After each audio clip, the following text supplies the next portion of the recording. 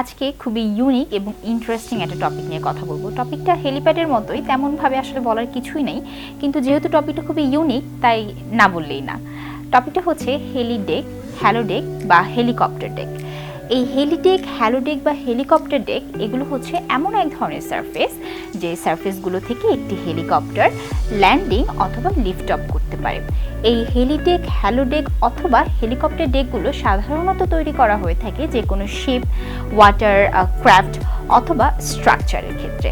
Structure মানে হচ্ছে গভীর সমুদ্রে যে কোনো কিছু উত্তোলনের কাজে দেখা যায় এক ধরনের স্ট্রাকচার তৈরি করা হয়। সেই স্ট্রাকচারগুলোতে এই হেলিডেকটা তৈরি করা হয়ে থাকে, যারা উত্তোলন করে তাদের আসা যাওয়া এবং উত্তোলনের কাজের সুবিধার জন্য।